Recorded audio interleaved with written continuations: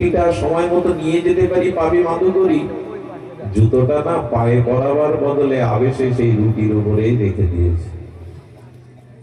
বাবা মাদুকরি লিজিয়ে, বাবাজির সামনে জয় রাধে বলে রেখে দিয়ে বলছে বাবা মাদুকরি লিজিয়ে।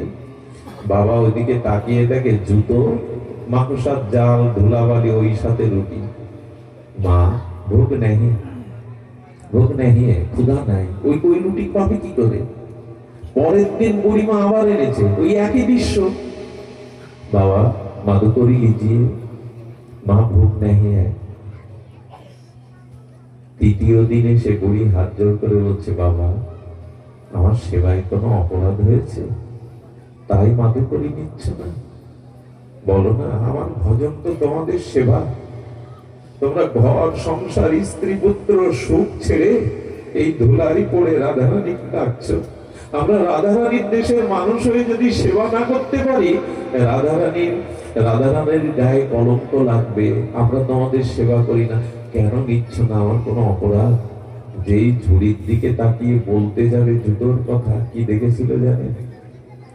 দেখলো গোপাল ওই ঝুড়ির মধ্যে বসে রুটি ছিঁড়ে ছিঁড়ে খাচ্ছে। গোপাল স্বয়ং ওই রুটি ছিঁড়ে ছিঁড়ে খাচ্ছে।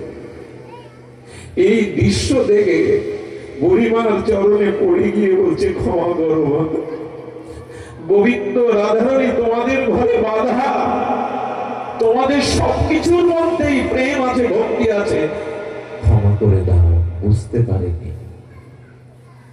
এই জন্য বৃন্দাবনে গিয়ে বলবেন না সব ব্যবসা করতে বসেছে, জোর করে টাকা নেয়, ব্রজবাসীদের যে ভালোবাসে না সে রাধারানীর কৃপা পাবে না। খবরদার ওদের দিকে আঙুল তুলবেন না, ওদের সমালোচনা করবেন না।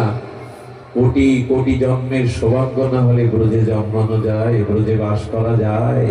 খুব মুখের কথা ব্রজে বাস করা। ব্রজবাসীদের একটু দান করে আসবেন, ওদের ধুলো মেখে আসবেন। গোবিন্দ ওদের ঘরে বাধা। ব্রহ্মা ধ্যানে যাকে পাই না, তপস্যার দ্বারা পাই না, আর সেই অখণ্ড পরতত্ত্ব ভগবান একটা নাড়ুর লোভে নৃত্য করছে কবিদের সামনে। বলে নাড়ু নিতে গেলে তোমাকে নাচতে হবে কানাই। আজ ব্রহ্মাণ্ডের কোলমালিক ওদের সামনে নৃত্য করছে। এত সহজ ব্রজবাসীরা। আর